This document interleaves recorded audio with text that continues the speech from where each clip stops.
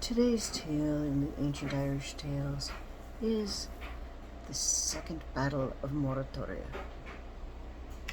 The Second Battle of Moytura, the central heroic tale of the group dealing with the Tuatha De Danna and the so-called mythological cycle, is the Second Battle of Moytura. The text, though not so early in date as most of the stories of the Ulster cycle, still preserves much of the rugged strength and directness for which the older tales are admired. It also exhibits something for the rough, exaggerated humor of the earlier texts. The diversity of material and representations and the contradictions all go to show that the story as we now have its completion made up of a number of independent narratives. Let's begin. The Tuatha De Danna lived in the northern Isles of the world, learning lore and magic and druidism and wizardry and cunning until they suppressed the sages of the arts of heraldry. There were 4 cities in which they learned the lore and scientists. Diabolic arts, to wit, Felsis and Goras, Morus and Fides.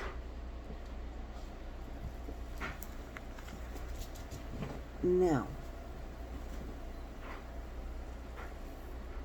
out of Fields, they got the Stone of Fel, which was in Tara.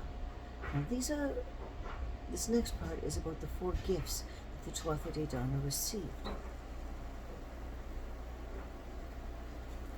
The Stone of Tara used to roar under every king that would take the realm of Ireland. Out of Goras was brought the spear that Lugh had. No battle was ever won against it, or him who held it in his hand. Out of Findus was brought the sword of Nudu, where, when it was drawn from its deadly sheath, no one ever escaped it, and it was irresistible. Out of the Mhorragu was brought to Dagda's cauldron. No company ever went from it unthankful. 4 wizards were there in those 4 cities. Morsa was in Feldis. Ursula was in Goras. Isis was in Findus. Seamus was in Mhorragu. Those are the 4 poets of whom the Tuatha De Danna learned the lore and science. Now, the Tuatha De Danna made an alliance with the Fomorians, and Baldr's grandson of Net gave his daughter Elthrin to Cian, son of Durach, and she was brought forth gifted child Lugh. The Tuatha De came to great fleet to Ireland to take it from the Fairborg. They burnt their ships at once, reaching the Discus Corbor, and this is Cumrada today, so that they should not think of retrieving them.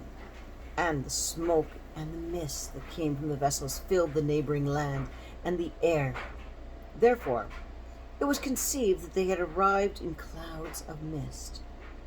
The first battle of Moytura was fought between them and the Fairborg. And the Fairborg were routed, and 100,000 of them were slain, including their king Uruk, son of Irek. In that battle, moreover, Nudu's hand was stricken off. It was Thurgar's son of Sigan that struck it off him. So, Denshet the leech put it back on his hands with silver, with the motion of every hand, and Kirin the Brazier helped the leech. Now, the Tuatha De Danna lost many men in that battle, including Ildrus, son of Ela, Urmus, son of Fura, and Tilbruklu. But such the Fairborg had escaped from the battle went to fight the Fomorians, and settled in Run and Islay, and in Man and Rathlin.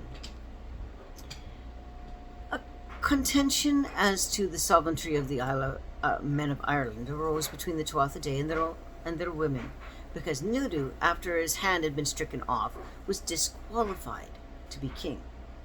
They said that it would be fitter for them to bestow the kingdom on Bris, son of Uru, on their own adopted son, and that gave the kingdom to him would bind the allegiance of the Fomorians to them. For his father Ithur, son of Deborah, was the king of the Fomorians. Now, the conception of Bris came to pass this way. Irid, Deborah's daughter, a woman of the Tuatha De, was one day looking at the sea and the land from the house of Mhorragu. And she beheld a sea in perfect calm, as it were leveled board, and she was there to saw a vessel of silver on the sea.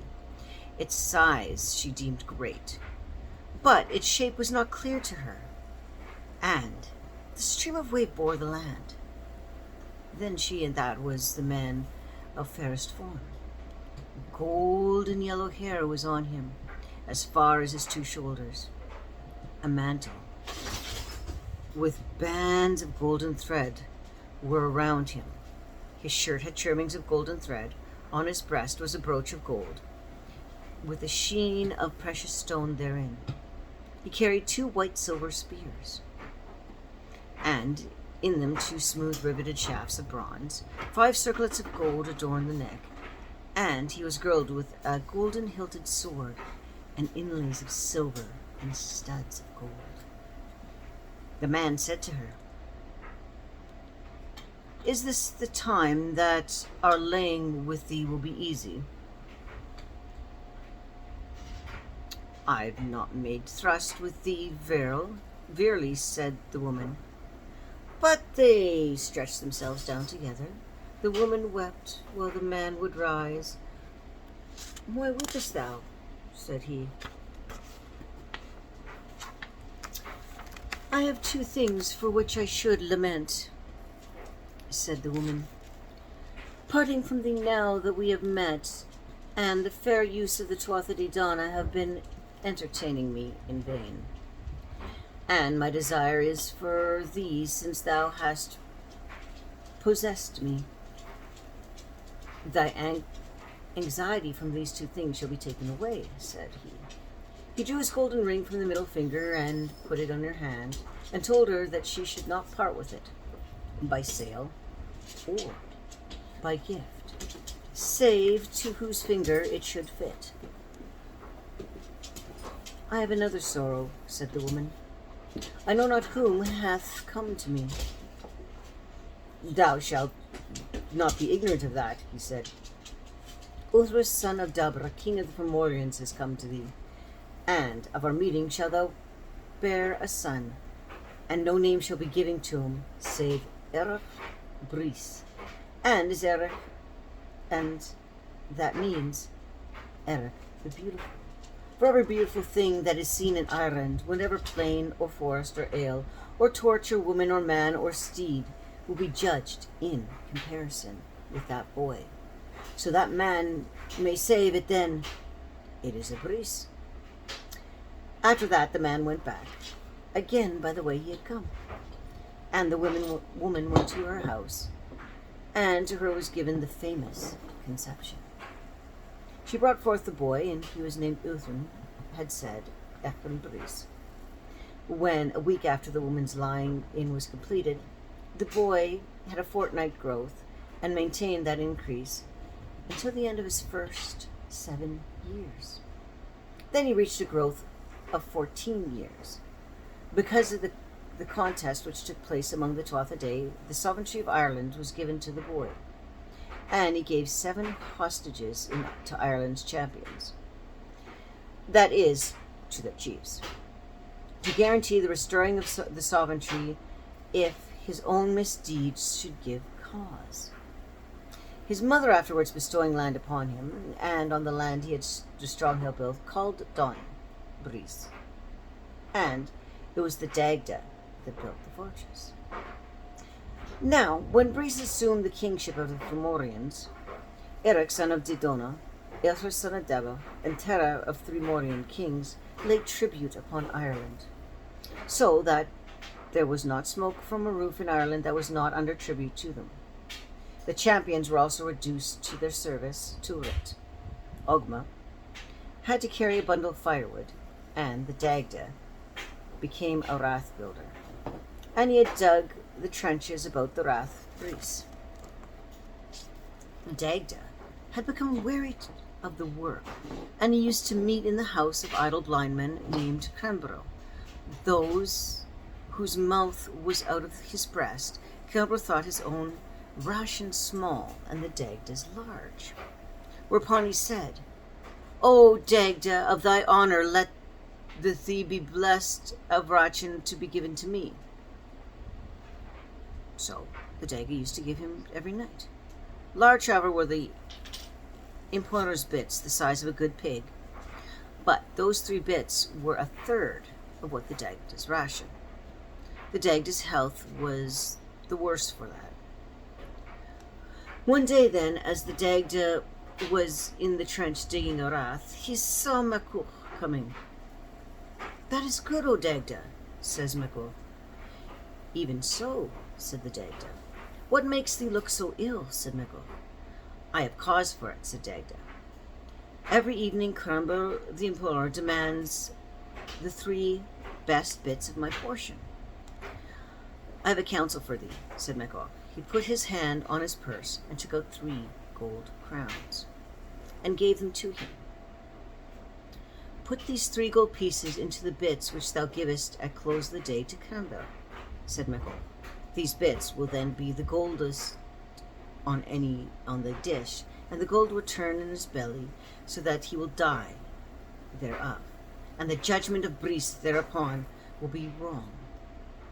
Men will say to the king, the Dagda has killed Cranborough by means of a deadly herb, which he gave him. Then the king will order thee to be slain, but thou shalt say to him, What thou errest, O king of warriors of the Finn. It's not the prince's truth, for I was watched by Cranborough when I was at my work, and he used to say to me, Give me, O Dagda, the 3 best bits of thy portion. Bad is my housekeeping tonight. So I should have perished thereby if not 3 gold coins for which I found today helped me. I put them in my ration and then gave it to Cranborough, for the gold was the best thing before me. Hence, then, the gold is inside Cranborough, that he died of it. The Dagda followed his advice and was called before the king. It is clear, said the king, that the emperor's belly be cut open to find if gold found therein. If it not be found, thou shalt die. However, if it shall be found, thou shalt have life. After that, they cut open the impugner's belly, and the 3 gold coins were found in his stomach. So the Dagda was saved.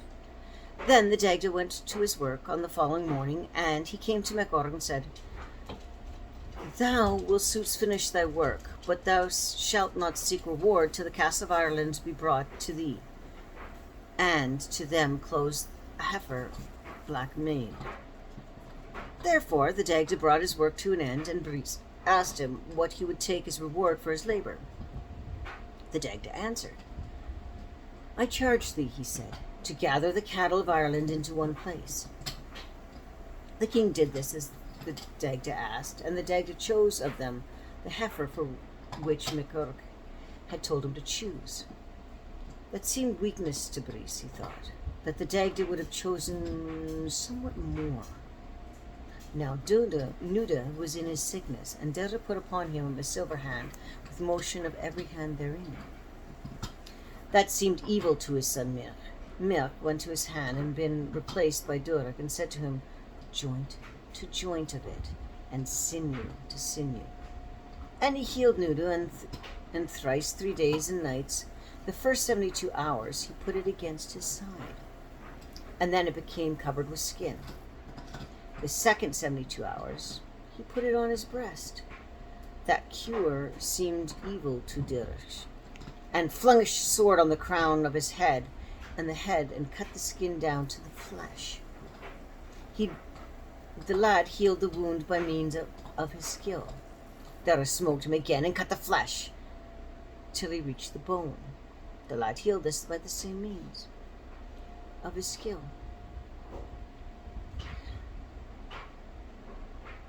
he struck him a third blow, and he came to the membrane of his brain. The lad healed this also by the same means. He then struck a fourth blow and cut out the brain, so that Mag died. And Dara said that the leech himself could not heal him from that blow. Thereafter Mies was buried in Dara, and the herbs, the 365, according to the number of his joints and sinews, grew through the grave. Then Erin opened the mantle and separated those herbs according to their properties. But Dara came to her, and he confused the herbs so that no one knows the proper cures unless the god or goddess should teach them afterwards. And Derek said, "If method be not out, it shall remain." So, Rhys held sovereignty, and it has been conferred upon him, but the chiefs of the Tuatha De murmured greatly against him.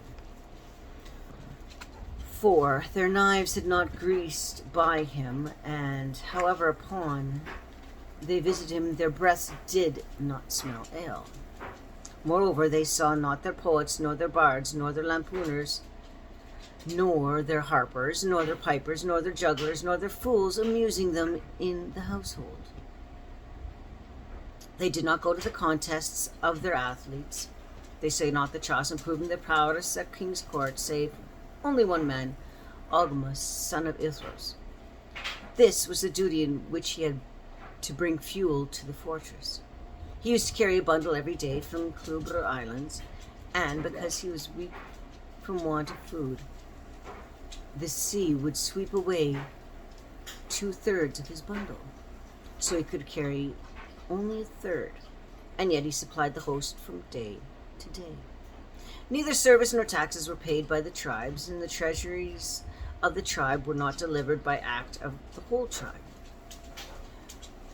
Once upon a time, there came a gusting to a priest house, Clabber, son of Ir, poet of the Tuatha De.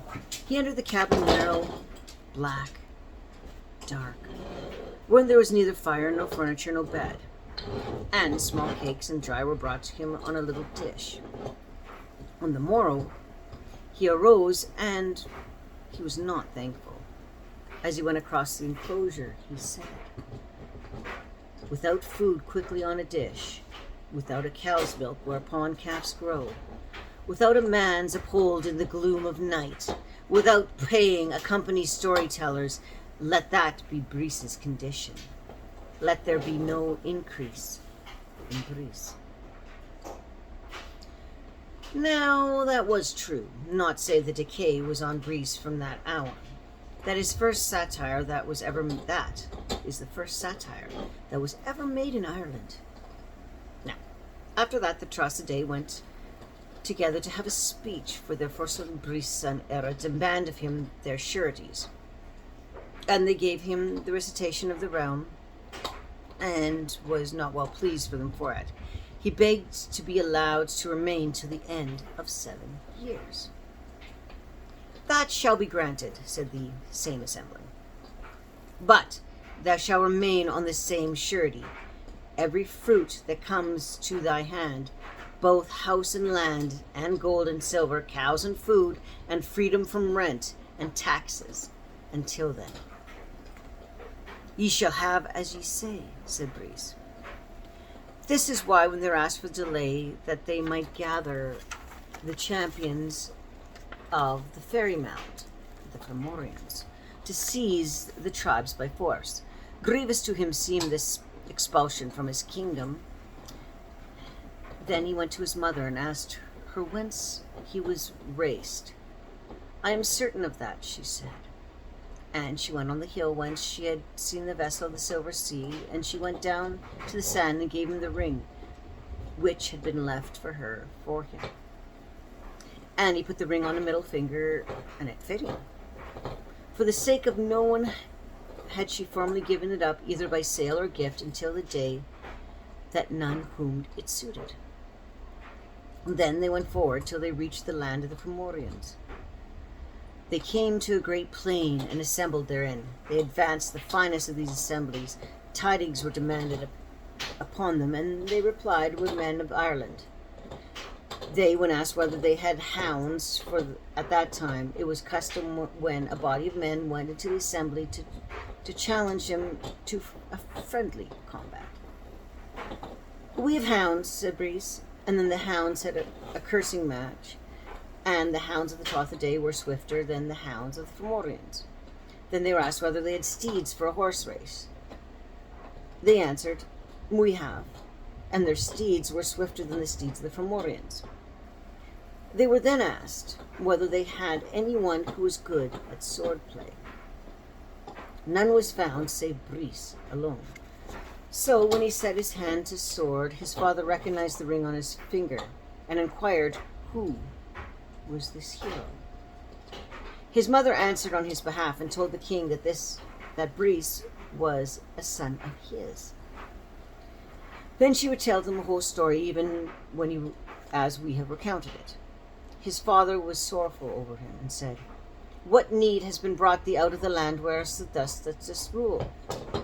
Brees said, "Nothing has brought me save my own injustice and arrogance. I stripped them of their jewels and treasures and their own food. Neither tribute nor tax have been taken up from them to that time." "That is bad," said father. "Better were the prosperity than their kinship. Better their prayers than their curses. Why hast thou come hither?" "I've come to ask for your champions," he said. "I would take the land by force." "Thou shouldn't not gain it by injustice, if thou didst not gain it by justice," said the father. "Then what counsel hast thou for me?" said Brees.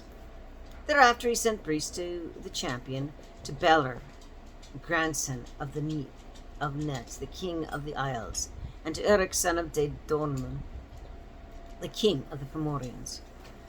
And these assembled all the troops from Lugh and westwards into Ireland, to impose their tribute and rule by force on the Tuatha De, so that they made one bridge of vessels, and the Fomorians of Erin came to Ireland,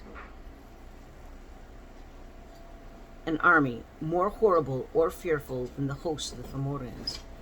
Men of Scathra of Lothar, men of the Western Isles, were rivals in that expedition.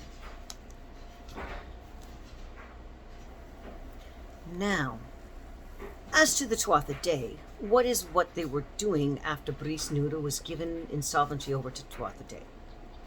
At that time, they held not a feast at Tara for them.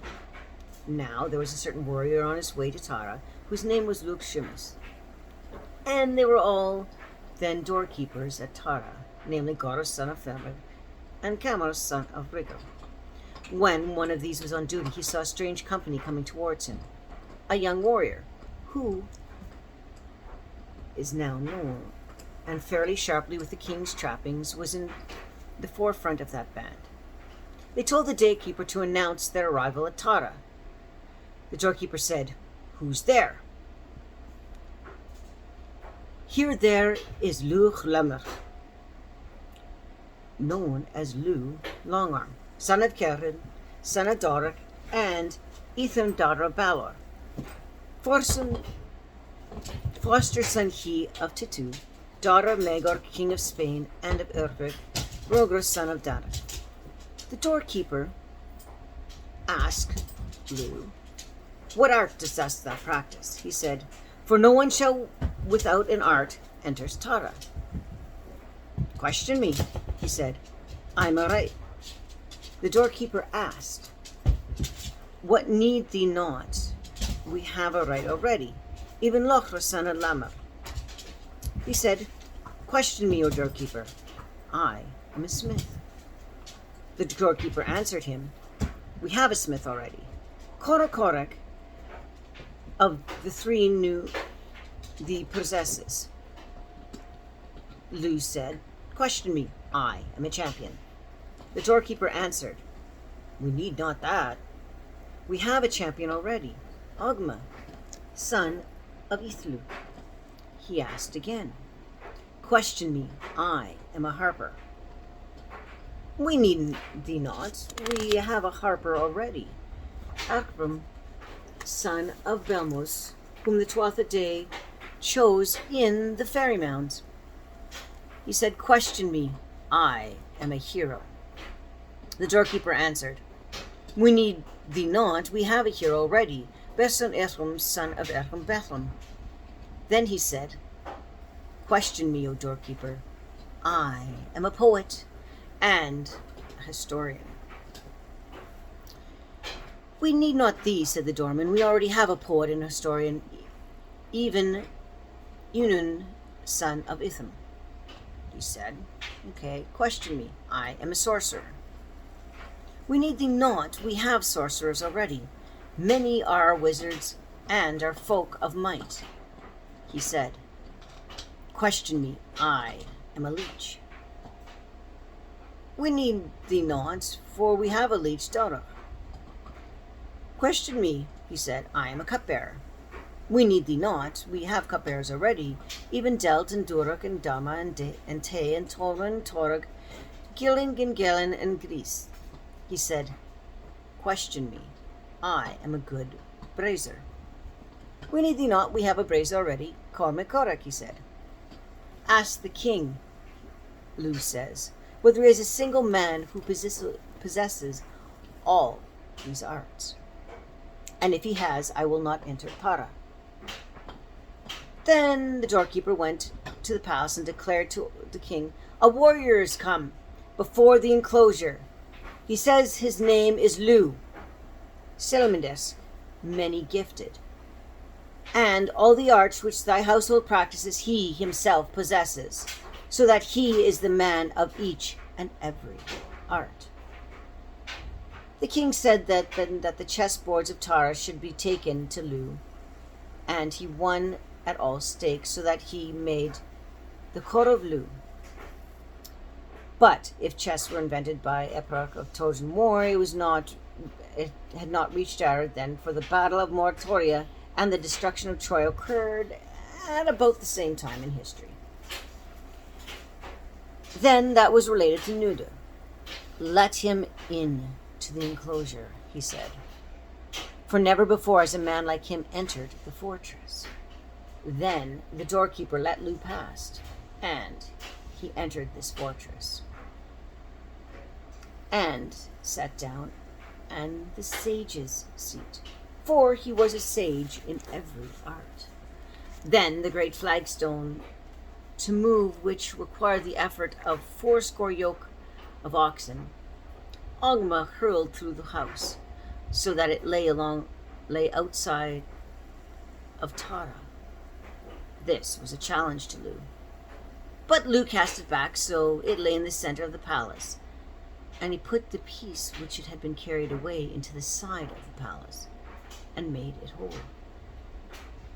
Let a harp be played for us, said the company. So the warrior played a sleep strain for the hosts and for the king on the first night. He cast them into sleep from that hour to the same time on the following day. He played a wail strain so that they were crying and lamenting. He played a laugh strain so that they were in merriment and joyousness. Now Nuda, when he beheld the warriors' many powers, considered whether Lugh could be put away from them in bondage, which they suffered from the Fomorians. So they had a council concerning the warrior. Their decision, to which Nuda came to, was to change the seats with warrior. So Lugh went to the king's seat, and the king rose up before him till the 13th day. 13th days had ended. Then, on the morrow, he met with the two brothers, Dagda and Ogma, on Dorak, and his brothers Gora and Desra were summoned to him. A full year they were in secret converse, wherein Garak Doro is called Autumn of the Tuatha De Danna. Therefore the wizards of Ireland were summoned to them, and their medical men, and their charioteers and smiths, and farmers and lawyers, and they held speech with them in secret. And then Nuda inquired of the sorcerer whose name was Machan, and the power he could wield.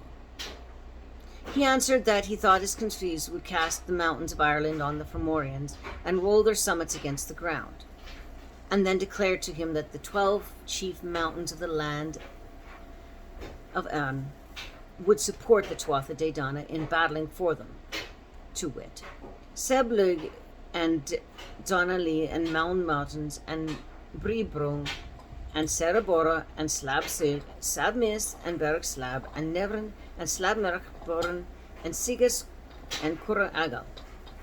Then he asked the cupbearer what power he could wield.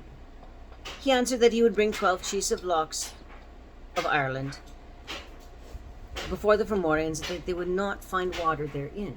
Wherever thirst might seize him, these are those lochs: Duragloch, Loch Lufman, Loch Horb, Loch Ree, Loch Massig, Strangford, Belfast Loch, Loch Nig, Loch Forrel, Loch Gara, Loch Rig, Mhorragu.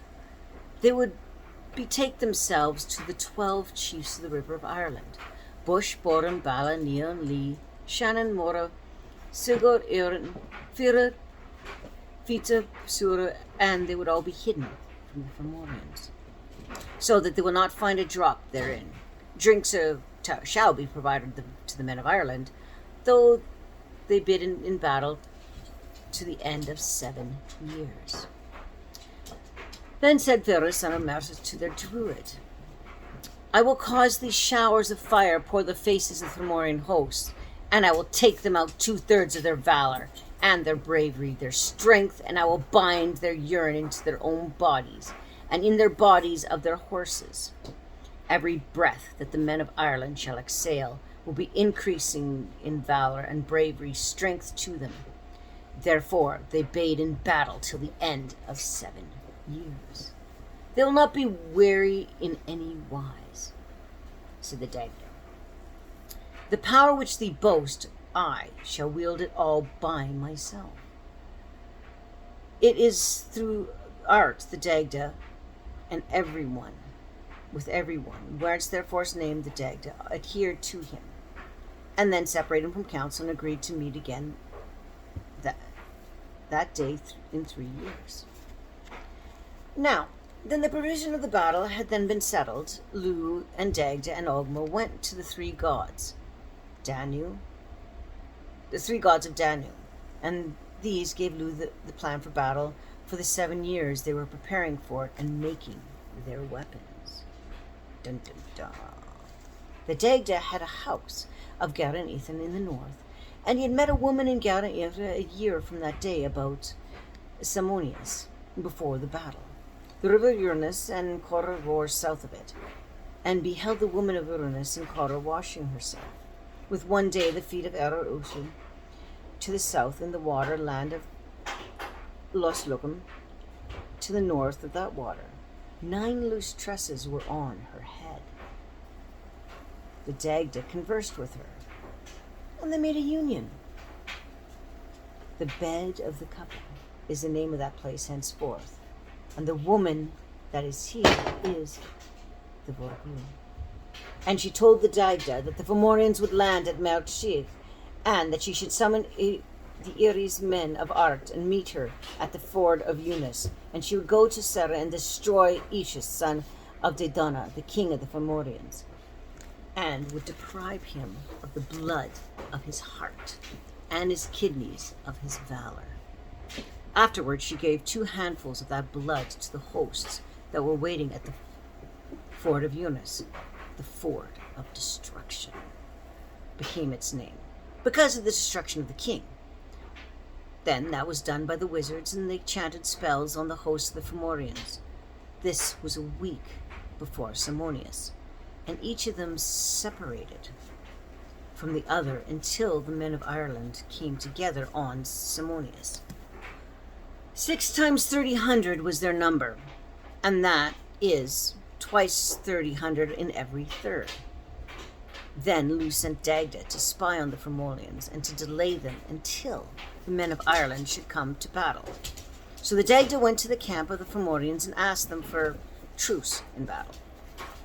This was granted to him, and he asked porridge was then made for him by the Fomorians. And this was done to mock him, for a great was his love of porridge. They filled for him the king's cauldron, 5 fists deep, into which went 80 gallons of new milk, and like the quantity of meal and fat, goats and sheep and swine were put into it, and they were all boiled together with the porridge. They were split for him into a hole in the ground, and Itric told him he would be put to death unless he consumed it all. He should eat his fill so that he might not reproach the Fomorians with inhospitality. Then the Dagda took his ladle, which was big enough for a man and the woman to lie in the middle of. These were then the bits that were in it: halves of salted swine and a quarter of lard. "Good food this is," said the Dagda. At the end of the meal, he put his curved finger over the bottom of the hole in the mound and gravel. Sleep came upon him then after eating his porridge. Bigger than the house cauldron was his belly, and the Fomorians laughed at it. Then he went away from them to the strand of Iba. Not easy was it for a hero to move along owning the bigness of his belly. Unseemly was his apparel, a cape to the hollow of his 2 elbows, a dun tunic around him, as far as the swelling of his rump. It was, moreover, long-breasted, with a hole in the peak, 2 burgans on himself, a horsehide, with hair out of the side. Behind him a wheeled fork carried, which required the effort of 8 men, so that its track after him was enough for the bound dirks of the province. Wherefore it is called the track of the Dagda's club. Then the Fomorian marched till they reached Skirsh. The men of Ireland were in Mhorragu. These 2 hosts were threatening battle. "The men of Ireland ventured to offer battle to us," said Brice, son of Erin. "Indeed, son of Dedon."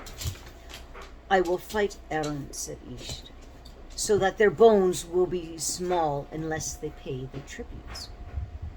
Because of Nu's knowledge of the men of Ireland had made him a resolution not to let him go into battle, so his 9 fosterers were left to protect him: Tostam, Eshtam, Iru, Rashtad the White, and Forsud and Firmod, Ilrun Scabra and Murin. They feared an early death for the hero, owing to the multitude of his arts.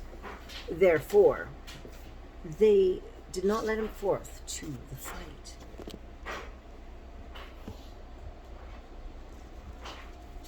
The chiefs of the Tuatha De Danna were gathered round Lugh and asked his smith Mhorragu what power he wielded for him. "Not hard to tell," he said. "Though the men of Erin ride in the battle to end 7 years, for every spear that parts for its shaft or sword that shall break therein, I will provide a new weapon.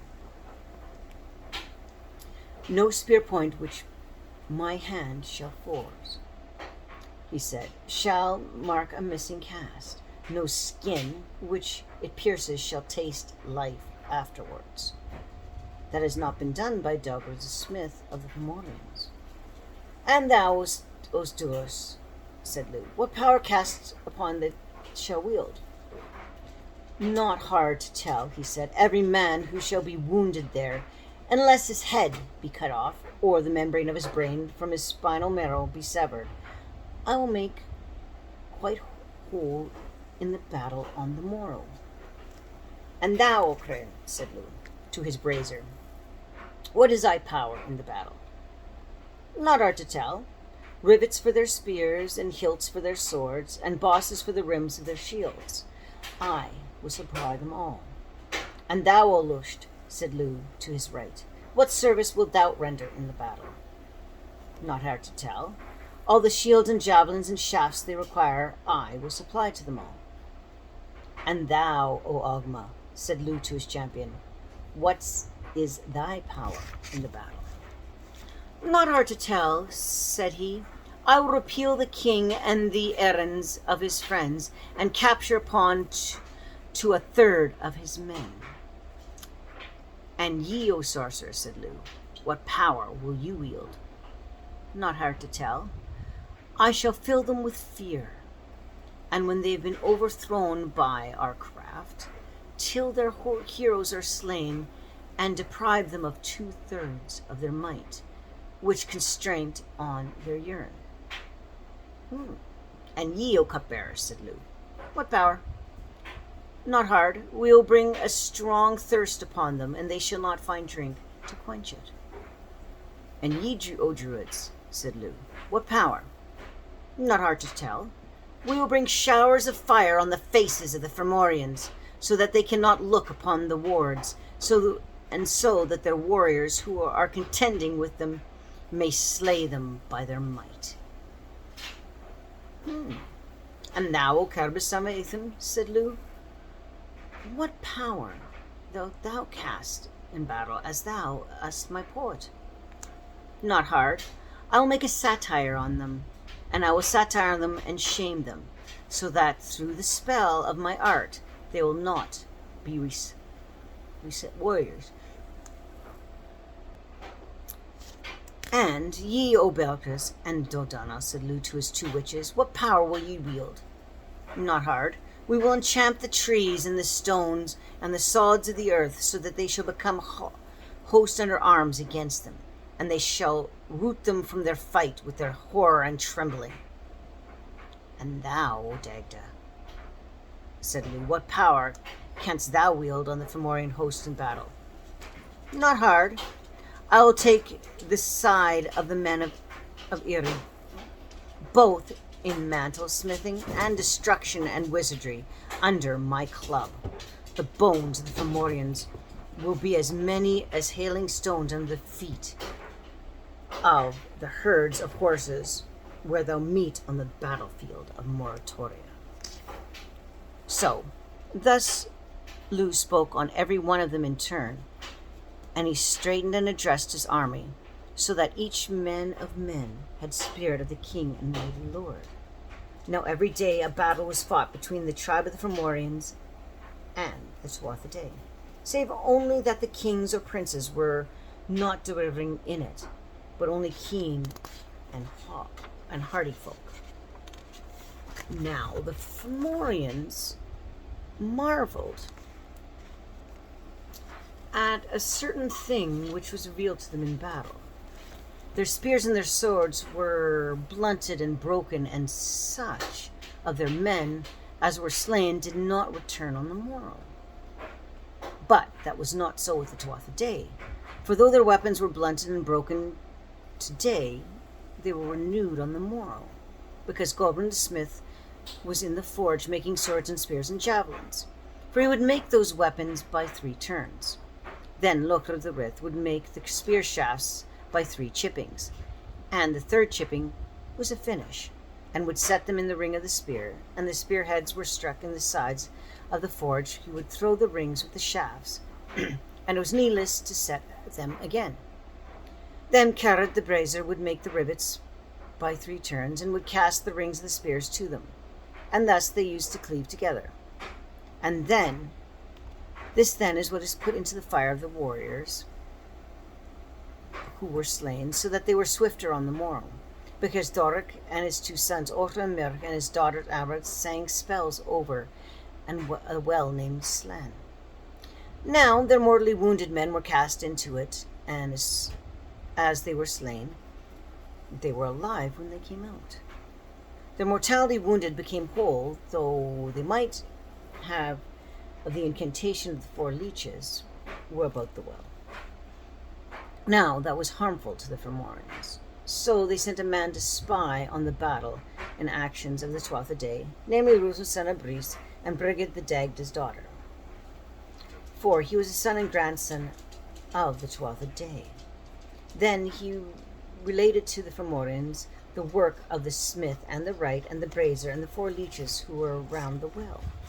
He was sent again to kill one of the artisans, that is Gober.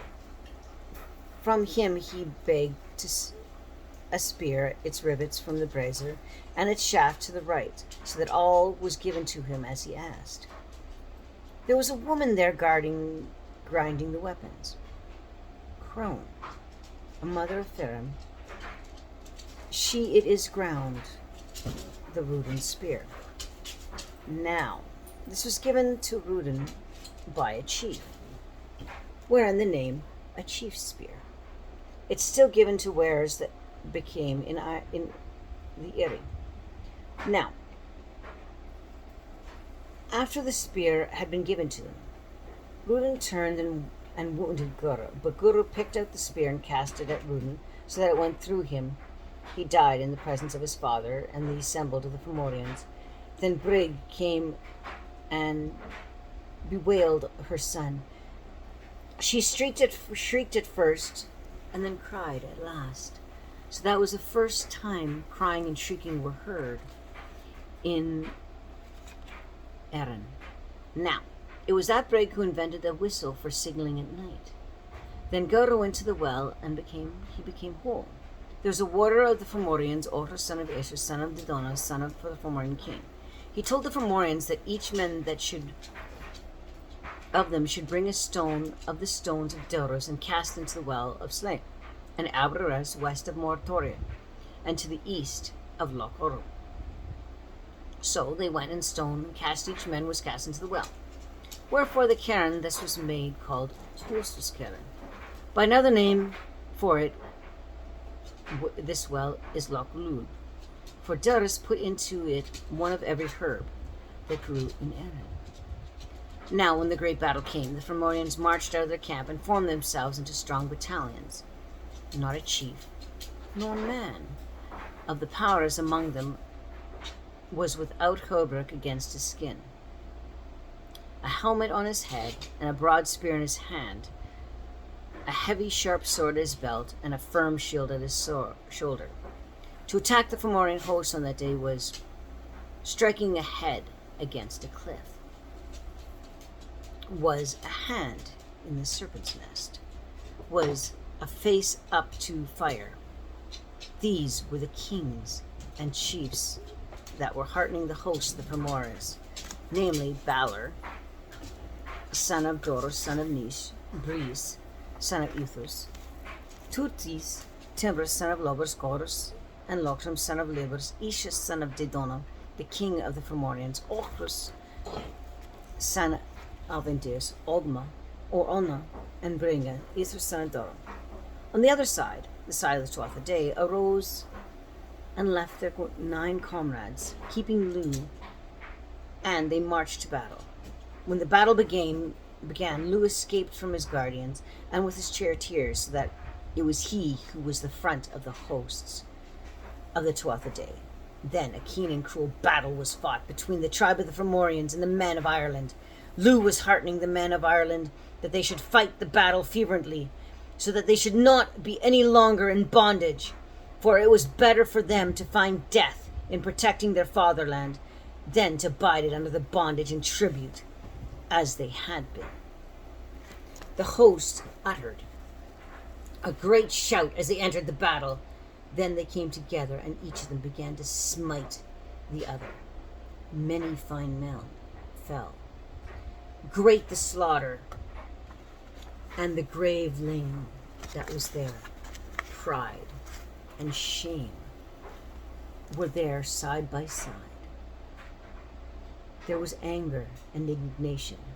Abundant was the stream of blood there over the white skin of the young warriors, mingled by the hands of eager men.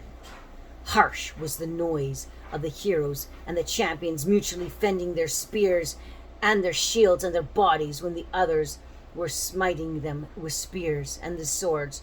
Harsh, moreover, was the thunder that was there throughout the battle, the shouting of warriors, the clashing of shields, the flashing and whistling of glaives, and the iron-hilted swords and rattled and jingled out of the quivers, and the sound of winging of the darts of javelins, and the crashing of weapons.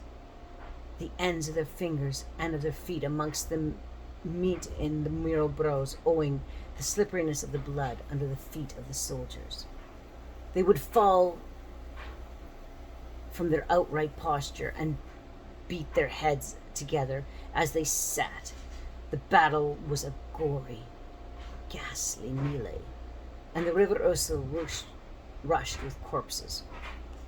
Then Nuda Silverhand and Macha, daughter of Urmus, fell by Bara, grandson of Ni.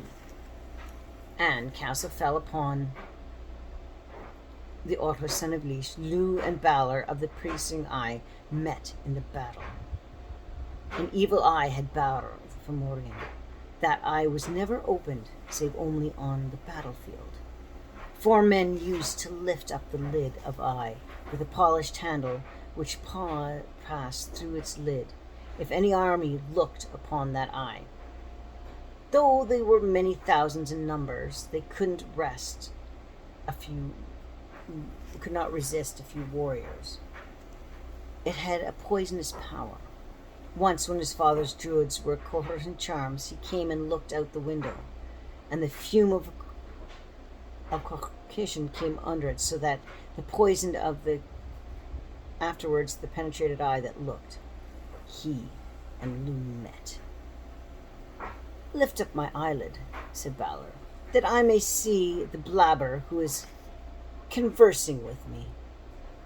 The lid was raised from Balor's eye, and Lugh cast a sling stone at him, which carried the eye through his head, while his own army looked on, and the sling stone fell on the host of the Fomorians, and thrice 9 of them died beside it, so that the crowns on their heads came against the breast of Isra, son of Didona, and the gash of blood sprang over his lips. Said Isra, "Let Long Halfgreen, my poet, be summoned to me." Halfgreen, he was from the ground to the crown of his head. Lugh went to the king. "Make known to me," said Eric, "who has flung this cast at me." Then the Mhorragu, daughter of Urmus, came and heartened the Tuatha De to fight the battle fiercely and fervently. There, after the battle, became rout, and the Fomorians were beaten back to the sea. The champion Ogma, son of Ithra, and Ithra, son of Didonamo, the king of the Fomorians, fell in single combat. Lugh Halfgreen bestowed Lugh for quarter. "Give me 3 wishes," said Lugh. "Thou shalt have them," said Lugh.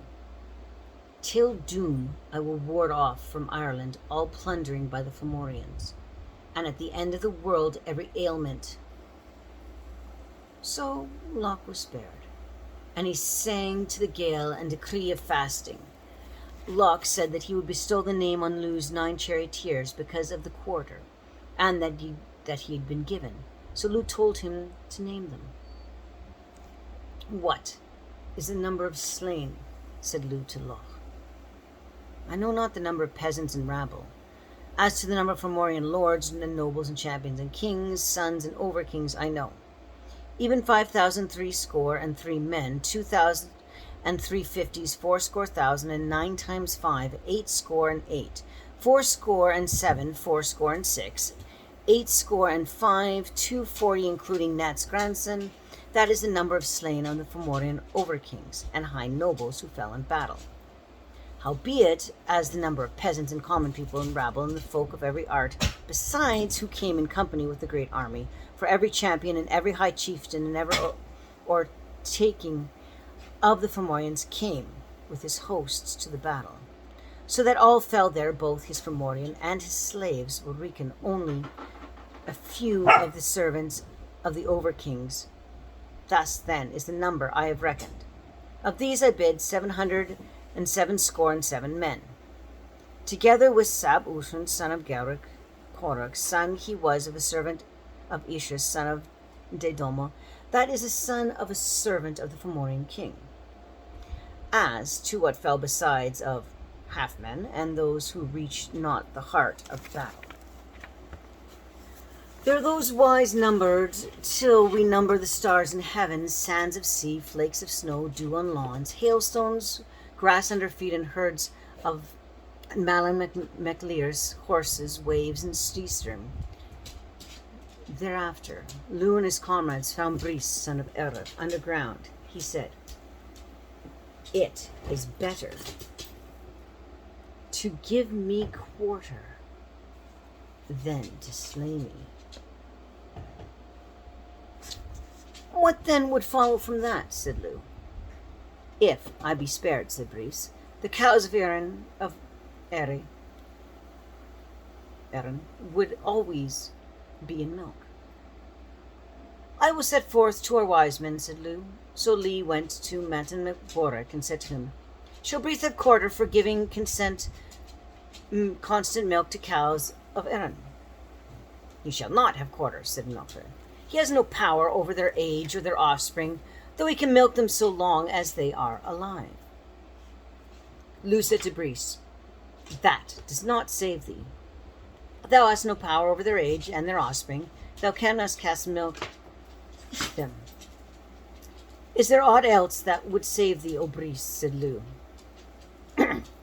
There is in truth. Tell thy lawyer that for sparing me the men of Ireland shall reap a harvest every quarter for the year. Said Lugh to Mhorragu, Shall Brees be spared for giving the men of Ireland harvest and corn every quarter? This has suited us, said Mhorragu, the spring for ploughing and sowing, the beginning of summer for the end of the strength of corn, and the beginning of autumn to end the ripeness of corn, and for reaping it, winter for consuming it. That does not rescue thee, said Brees. Best less the rest, but less than rescue thee. What? How shall the men of Ireland plough? How shall they sow? How shall they reap? After make known these three things, thou wilt be spared. Tell them, said Brees, that their ploughing be on a Tuesday, their casting seed on the field on a Tuesday, their reaping on a Tuesday. So that thou Stragum Brees was let go free. In that fight, then, Ogma champion found Una, the sword of Tether, the king of the Fomorians. Ogma unsheathed the sword and cleansed it. Then the sword retailed whatsoever that has been done by it. For it was custom of swords at that time, when unsheathed, to set forth the deeds that had been done by them, and therefore the swords are entitled to tribute of cleansing after they had been unsheathed. Hence also charms are preserving in swords there henceforward. Now, the reason why demons used to speak from weapons at the time was because the weapons were worshipped by human beings. At the Epros, the weapons were amongst the safeguards of that time. Now, Lugh and Dagda and Ogma pursued the Fomorians, for they had carried off after Dogma's harper, whose name was Uthran. Then they reached the banquet housing which Brees, son of Uthra, Ithra Samadara, there hung the harp on the wall. That is the harp in which the Dagda had bound the melodies, so that it sounded not until they called to summon them forth, and he said this below. Come Dorbra, come Korakunikira, come summer, come winter, mouths of harps and bags and pipes. Now that the harp has two names, Durud Debra, oak of two greens, and Korakukuna, for angeled music. Then the harp went forth from the wall and killed 9 men, and came to the Dagda. Then he played for them 3 things, whereby the harpers distinguished to wit sleep strain, a smile strain, and a wail strain. He played the wail strain to them so that their tearful women wept. He played a smile strain to them so that their women and children laughed. And he played a sleep strain to them to escape unhurt from the Fomorians, though these desired to slay them. Then the Dagda brought with them the heifer, which had been given to him for his labor. For when she called her calf, all the cattle of Ireland for which the Fomor had taken as their tribute grazed. Now, after the battle was won and the corpses cleared away, the Mhorragu, daughter of Arvis, proceeded to proclaim that the battle, in its mighty victory which had taken place, to the royal house of Ireland and to its fairy hosts, and its chiefs, Ryder Waters, and the river mouths, and hence it is that Bab, the Mhorragu, also scribes high deeds, hence thou any tale, said everyone to hear. The Mhorragu then replied, and this is the prophecy of the Mhorragu. Peace up to heaven, heaven down to earth, earth under heaven, strength in everyone.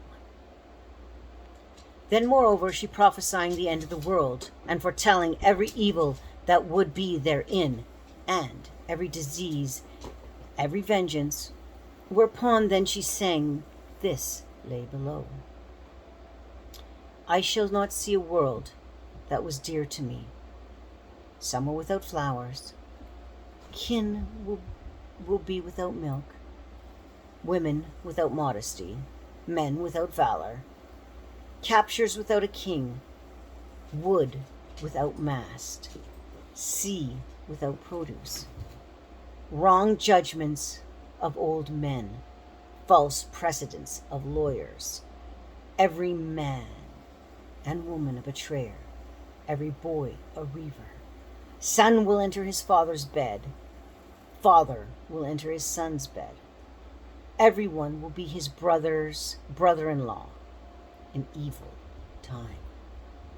Son will deceive his father, and daughter will deceive her mother. And thus ends today's tale of the Second Battle of Moytura.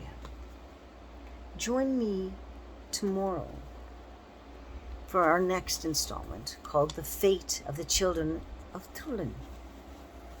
Another happy story.